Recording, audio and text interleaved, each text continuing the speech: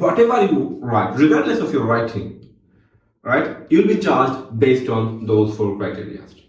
তোমার task achievement ছিল কিনা, কোহেরেন্স এন্ড কোহেশন তুমি মেইনটেইন করছো কিনা, লেক্সিক্যাল রিসোর্স ইউজ করছো কিনা, গ্রামাটিক্যাল রেঞ্জ ছিল কিনা এবং সেগুলো অ্যাকুরেটলি ইউজ করছো কিনা।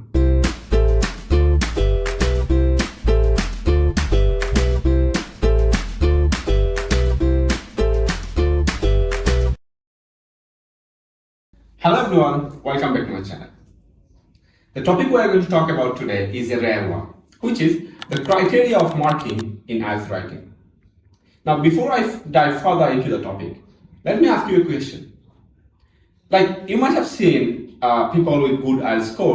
They generally score higher in IELTS reading and listening, right? Maybe 9 out of 9 or 8.5 out of 9. But the moment it comes down to writing or speaking, the score drops significantly, right? Maybe someone with a 9 out of 9 in reading may have scored, 6.5 or 7 in writing or speaking, which is a very good score, by the way. But still, in comparison with the score of reading, which is 9 out of 9, a perfect score, 6.5 is quite low. Now, have you ever wondered why this happens?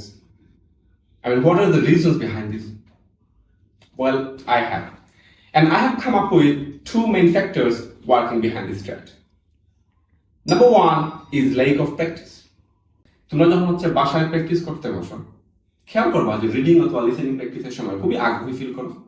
কারণ কি? কারণ একটা test দেওয়ার পরে তোমরা সাথে সাথে যাচাই করতে পারো কয়টা আনসার কারেক্ট হলো অথবা কয়টা আনসার ভুল হলো। Alright, I mean you get the satisfaction of knowing the result. But writing অথবা স্পিকিং এর ক্ষেত্রে এই জিনিসটা সম্ভব হয় না। অলরাইট, যার কারণে স্টুডেন্টরা রাইটিং অথবা স্পিকিং প্র্যাকটিসের ক্ষেত্রে ডিমোটিভেটেড ফিল করে। হাউএভার, আমরা আজকে কথা বলবো নাম্বার 2 ফ্যাক্টর নিয়ে, যেটা হচ্ছে the criteria of marking. Most students lack knowledge on these criteria of marking of IELTS writing and speaking. IELTS writing and marking 4টা ক্রাইটেরিয়ার উপর বেস করে করা হয়। সেই 4টা ক্রাইটেরিয়াগুলো হচ্ছে task achievement, coherence and cohesion, lexical resource and grammatical range and accuracy.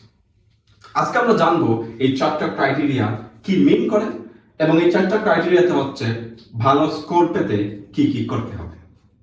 Let's talk about task achievement first. The criteria of task achievement involves few more things, like প্রথমত complete answer, position, তারপর idea development. To understand what it means to write a complete answer, we have to look at a real question. So, let's have a look at one real question. In these questions, it says, the charts below show the percentage of water used for different purposes in 6 areas of the world. Questionের এই অংশটাকে বলা হচ্ছে question statement, যেটা describe করে এই গ্রাফটা কি মিন করতেছে। ওকে, এখানে কোনো টাস্ক দেওয়া নাই, এখানে কোনো কোয়েশ্চেন আনসার করার কিছু নেই। মূল টাস্কগুলো কোয়েশ্চেনের পরবর্তী অংশে। সেখানে কি লেখা আছে দেখা যাক। Summarize the information by selecting and reporting the main features and make comparisons where relevant. Write at least 150 words. এইগুলো টাস্ক বা কাজ। তো এখানে স্পেসিফিক্যালি এই কোয়েশ্চেনের ক্ষেত্রে 3টা টাস্ক আপনাকে দেওয়া হচ্ছে। একটা কি টু সামারাইজ দ্য ইনফরমেশন, আর একটা টু মেক কম্পারিজন, আর 3 নম্বর কাজটা টু রাইট 150 ওয়ার্ডস। টাস্ক 2 এর ক্ষেত্রে সেটা হবে 250 ওয়ার্ডস। তাহলে এই 3টা কাজ কমপ্লিট করার মানে এ কমপ্লিট আনসার। সেকেন্ড যে এলিমেন্টটা টাস্ক অ্যাচিভমেন্টের মধ্যে পড়ে সেটা পজিশন। পজিশন মূলত টাস্ক 2 এর ক্ষেত্রে প্রযোজ্য। So, সেটা বুঝতে হলে আমাদেরকে একটা টাস্ক টু কোয়েশ্চেন করতে হবে। Let's have a look. এখানে একটা টাস্ক টু কোয়েশ্চেন আছে which says governments should spend money on railways rather than roads. Alright? তারপর অংশ to what extent do you agree or disagree with this statement? কোয়েশ্চনে বলা হচ্ছে যে স্টেটমেন্টটা যে government should spend money on railways rather than roads, রোডের তুলনায় রেলওয়েতে মানি spend করা উচিত, এই স্টেটমেন্টের সাথে তুমি কতটুকু এগ্রি করো অথবা ডিসএগ্রি করো। সো তোমার এই পজিশনটা তুমি এগ্রি করতেছো নাকি ডিসএগ্রি করতেছো, it should be clear through out your এসে। অলরাইট, দ্যাটস হোয়াট কলস পজিশন। সো পুরো এসেটা জুড়ে তুমি যদি ইন্ট্রোডাকশনে বলো যে তুমি এই স্টেটমেন্টের সাথে এগ্রি করছো, পুরো এসেটা জুড়ে হচ্ছে এক্সামিনারের সেই জিনিসটা উপলব্ধি হওয়া উচিত যে তুমি এগ্রি করছো। অলরাইট, কোয়েশ্চনের বা এসের হচ্ছে অর্ধেক যাওয়ার পরে যদি মনে হয় যে তুমি ডিসএগ্রি করছো, পরের অর্ধেকে গিয়ে আবার পরে মনে হয় যে তুমি এগ্রি করছো, তার মানে তোমার পজিশনটা ক্লিয়ার না। Remember, your position must be clear through out your এসে। The third element is idea development. Idea development মানে হচ্ছে আপনি হচ্ছে যতগুলো আইডিয়া নিয়ে আসবেন, মনে করেন যে আগের কোয়েশ্চেনে আমরা বলছিলাম যে এগ্রি করে নাকি ডিসএগ্রি করে। তো যদি এগ্রি করো তাহলে হচ্ছে তোমাকে 2-3টা রিজন দিতে হবে যে কেন এগ্রি করো, তাই তো? সো এই রিজনগুলো, যতগুলো রিজন নিয়ে আসো সেগুলোকে হচ্ছে ডেভেলপ করতে হবে, এক্সপ্লেনেশন দিতে হবে এবং এক্সাম্পল দিয়ে তোমার এই এক্সপ্লেনেশনটাকে সাপোর্ট করতে হবে। ম্যাক্সিমাম স্টুডেন্ট কি করে, ফার্স্টলি সেকেন্ডলি থার্ডলি দিয়ে 1000টা হচ্ছে রিজন দিয়ে দেয়, কিন্তু একটা হচ্ছে এক্সপ্লেন করে না। সো 1000টা রিজন দেওয়ার চেয়ে তুমি যদি 2টা রিজন দাও অথবা 3টা ম্যাক্সিমাম দিয়ে সেগুলোকে ভালোভাবে এক্সপ্লেন করো, এক্সাম্পল দিয়ে সেই এক্সপ্লেনেশনগুলোকে সাপোর্ট করো, you will get better score than those who write 1000 reasons for agreement or disagreement. Alright, so that's called idea development. You have to develop your ideas. So কম সংখ্যক idea আমরা নিয়ে আসবো, but make sure করবো যে এগুলো well developed, এগুলো এক্সপ্লেনেশনের জন্য well extended থাকে। Criteria number 2 is coherence and cohesion. Coherence এবং cohesion বলতে কি বোঝায় সেটা আমরা এই অংশে আলোচনা করব। Coherence বলতে বোঝায় প্যারাগ্রাফিং। প্যারাগ্রাফিং মানে হচ্ছে প্যারাগ্রাফের size. Let me show you something.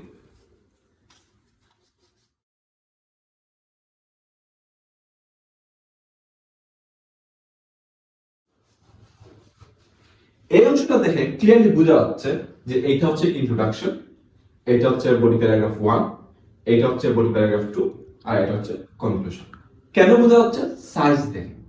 অর্থাৎ তোমার ইন্ট্রোডাকশনের সাইজ যেন বডি প্যারাগ্রাফ 1 এর চাইতে বড় না হয়, তোমার কনক্লুশনের সাইজ যেন বডি প্যারাগ্রাফ 2 এর চাইতে বড় না হয়। অর্থাৎ প্যারাগ্রাফটা দেখে যেন বোঝা যায় যে এটা ইন্ট্রোডাকশন নাকি বডি প্যারাগ্রাফ। তো সেটা হচ্ছে প্যারাগ্রাফিং। তো তোমার যদি প্যারাগ্রাফিং এর সাইজ ঠিক থাকে তাহলে ইউ ক্যান অ্যাচিভ কোহেরেন্স। কোহেরেন্সের মধ্যে আরেকটা বিষয় হচ্ছে flow of writing. Flow of writing মানে হচ্ছে তোমার রাইটিং এ একটা ধারাবাহিকতা থাকতে হবে। অর্থাৎ তুমি মনে করো যে 3টা রিজন বলতেছো, ওকে, 3টা আইডিয়া নিয়ে আসছো। প্রথমে প্রথম রিজনটা বলবা, প্রথম আইডিয়াটা, এটা ডেভেলপ করবা, এক্সাম্পল দিবা, সাপোর্ট করবা, হোয়াটএভার। এটা শেষ হওয়ার পরে এরপরে হচ্ছে তুমি সেকেন্ড আইডিয়াতে যাও। এইরকম একটা আইডিয়া শেষ করে পরবর্তী আইডিয়াতে যাওয়া, তারপর ওইটা শেষ করে তার পরবর্তী আইডিয়াতে যাওয়া, এটাকে বলে ফ্লো অফ রাইটিং। এইভাবে যদি লেখা যায় তাহলে তোমার রাইটিং এর মধ্যে একটা ধারাবাহিকতা থাকবে, একটা ফ্লো থাকবে, which is quite easy, right? If you can do that, you can achieve coherence too. পরবর্তী অংশটা হচ্ছে কোহেশন। কোহেশন মানে বোঝায় কোহেসিভ ডিভাইস ইউজ করা। কোহেশন মানে বোঝায় ট্রানজিশন। আমরা যখন একটা টপিক থেকে অন্য একটা টপিকে যাই অথবা একটা প্যারাগ্রাফ থেকে অন্য প্যারাগ্রাফে যখন যাই, এই যে ট্রানজিশনটা, এই যে মুভমেন্টটা, এইটাকে স্মুথ করার জন্য কিছু ডিভাইস ইউজ করা হয়, কিছু কানেক্টরস ইউজ করা হয়, যেমন moreover, however, on the other hand, on the one hand, right? এই যে কানেক্টর, এগুলোকে বলা হয় কোহেসিভ ডিভাইস। শুধু এই কানেক্টরগুলো না, মাঝে মাঝে কোহেসিভ ডিভাইস একটা সেন্টেন্সও হতে পারে, right? Part of a sentence. তো এই সব কিছু একটা টপিক থেকে অন্য টপিকে যাওয়ার সময় অথবা একটা প্যারাগ্রাফ থেকে অন্য প্যারাগ্রাফে যাওয়ার সময় যে ডিভাইসটা ইউজ করা হয় ট্রানজিশনটা স্মুথ করার জন্য, তাকে কোহেসিভ ডিভাইস বলে। So if you can use cohesive devices where it's necessary, then you can achieve cohesion. Cohesion এর মধ্যে আরেকটা বিষয়, সেটা হচ্ছে রেফারেন্স। রেফারেন্স মানে, let me give you an example. এই সেন্টেন্সটার দিকে দেখো। আমি যে সেন্টেন্সটা লিখছি, Bangladesh is a poor country and Bangladesh has a lot of problems. এই সেন্টেন্সটা grammatically correct, nothing wrong with it. But still, there is a problem in this sentence. Have you spotted it? Let me help you. দেখা যাচ্ছে যে আমি লিখলাম কি Bangladesh is a poor country and Bangladesh has a lot of problems, right? এখানে বাংলাদেশ না লিখে এখানে যদি আমি একটা প্রনাউন ইউজ করি, অর্থাৎ Bangladesh is a poor country and it has a lot of problem, তখন গিয়ে এই সেন্টেন্সটা 100% কারেক্ট হবে। অর্থাৎ এই ইট দ্বারা বাংলাদেশ মিল করছে, অর্থাৎ ইট দ্বারা বাংলাদেশকে রেফার করা হয়েছে। সো এরকম প্রনাউন ইউজ করা, এই রেফারেন্সগুলো ইউজ করা হচ্ছে কোহেশনের অন্তর্গত। তাহলে এই চারটা কাজ যদি তুমি করতে পারো, কি কি কাজ? খুবই সিম্পল। প্রথমত কি করতে হবে? প্যারাগ্রাফে ঠিক রাখতে হবে। তোমার introduction, body paragraph 1, body paragraph 2, conclusion, এগুলো সাইজ ঠিক থাকতে হবে। তারপর হচ্ছে ফ্লো অফ রাইটিং, একটা আইডিয়া নিয়ে যখন লিখবা সেটা কমপ্লিট করবা, তারপরে পরবর্তী আইডিয়াতে যাবা। এই বানানের মতো লাফালাফি করবা না, তাইলে হচ্ছে তুমি কোহেশন অ্যাচিভ করতে পারতেছো। তারপরে কি? কোহেসিভ ডিভাইসেস, যখন টপিক চেঞ্জ করবা, যখন প্যারাগ্রাফ চেঞ্জ করবা, একটা কোহেসিভ ডিভাইস ইউজ করবা। How difficult is that? খুবই ইজি জিনিস। তারপর হচ্ছে রেফারেন্স, এই যে শুধু শুধু বাংলাদেশ বাংলাদেশ না বলে ইট ইউজ করবা, দ্য কান্ট্রি ইউজ করবা, রেফারেন্স ইউজ করবা। এই চারটা সহজ কাজ করলে তুমি হচ্ছে কোহেরেন্সের কোহেশন অ্যাচিভ করতে পারতেছো। পরবর্তী ক্রাইটেরিয়া হচ্ছে লেক্সিক্যাল রিসোর্স। লেক্সিক্যাল রিসোর্স, এটা শুনতে যদি অনেক কঠিন মনে হচ্ছে, it's not that difficult. Lexical resource শব্দটা আসছে হচ্ছে লেক্সিস থেকে। লেক্সিস মানেই হচ্ছে ভোকাবুলারি, অলরাইট? তো দেখা যাক এই লেক্সিক্যাল রিসোর্সে কি কি হচ্ছে ইনভলভ আছে। একটা হচ্ছে ইউজ অফ ভোকাবুলারি, অ্যাকচুয়ালি সেটা হবে কারেক্ট ইউজ অফ ভোকাবুলারি, অর্থাৎ টপিক ওরিয়েন্টেড ভোকাবুলারি ইউজ করতে হবে এবং কারেক্ট ভোকাবুলারি ইউজ করতে হবে। I mean, what I meant by that, let me write a sentence.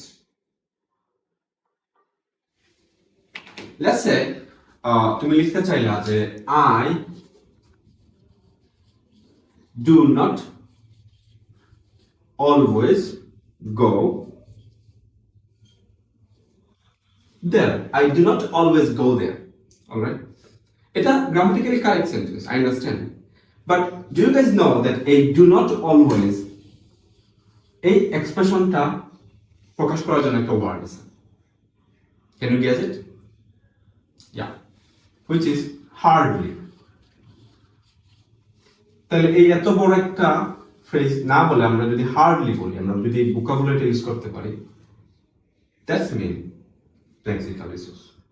অর্থাৎ I do not always go there না বলে যদি তুমি আই হার্ডলি গো দেয়ার বলতে পারো, অর্থাৎ যে ডু নট অলওয়েজ এটাকে হচ্ছে হার্ডলি বলে সেই জিনিসটা তুমি জানো কিনা, এটা হচ্ছে লেক্সিক্যাল রিসোর্স, ভোকাবুলারি ইউজ করো। I will give one more example.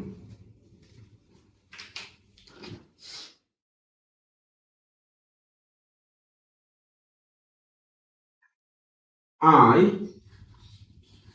do not like flowers. I do not like flowers. এই যে do not like, এই জিনিসটাকে প্রকাশ করার জন্য একটা ওয়ার্ড আছে। Yeah, you guessed it right. Dislike. So instead of saying I do not like flowers, you should say I dislike flowers. এই যে ভোকাবুলারি ইউজ করা, যে শব্দ আছে এই শব্দগুলোকে ইউজ করা, ব্যবহার করা, এটা হচ্ছে lexical resource. But make sure করতে হবে এই ওয়ার্ডগুলো যাতে হচ্ছে টপিক ওরিয়েন্টেড হয়। অর্থাৎ লাইক কোয়েশ্চনে যদি বলা হয় সেকেন্ডারি স্কুল চিলড্রেন নিয়ে বা সেকেন্ডারি স্কুল স্টুডেন্টস নিয়ে, সেখানে চিলড্রেন শব্দটা কিন্তু ব্যবহার করা যাবে না। Remember that. সেকেন্ডারি স্কুলে কারা পড়ে? Teenagers, correct? সো এইরকম টপিক রিলেটেড ভোকাবুলারি হতে হবে এবং যেখানে যে ভোকাবুলারি ইউজ করা দরকার সেখানে সেই ভোকাবুলারি ইউজ করতে হবে। Then you will achieve lexical resource. শুধু তাই নয়, লেস কমন ওয়ার্ডস একটা এলিমেন্ট আছে। অর্থাৎ ইসি স্টুডেন্টরা মাঝে মাঝে লেস কমন ওয়ার্ড আর আনকমন ওয়ার্ডের মধ্যে হচ্ছে গুলায় ফেলে। Alright, they are asking you to use less common words, not uncommon words. Okay, দাঁত ভাঙা ওয়ার্ড ইউজ করতে হবে। কিছু ওয়ার্ড যেগুলো সচরাচর আমরা কমিউনিকেশনের ক্ষেত্রে ইউজ করি না, কিন্তু তোমরা যদি হচ্ছে কেমব্রিজের বই পড়ে থাকো, অফকোর্স যেহেতু আইএলটিএস প্রিপারেশন নিচ্ছ, কেমব্রিজের বই সম্পর্কে আইডিয়া আছে। কেমব্রিজের বই যদি পড়ে থাকো, কেমব্রিজের রিডিং প্যাসেজগুলোতে দেখবো অনেকগুলো ওয়ার্ড আছে যেগুলো আমরা সচরাচর ইউজ করি না, বাট একাডেমিক যে ট্রান্সক্রিপ্টগুলো আছে সেখানে ইউজ করা হয়। এগুলোকে হচ্ছে লেস কমন ওয়ার্ডস বলে। যেমন Let me give one more example.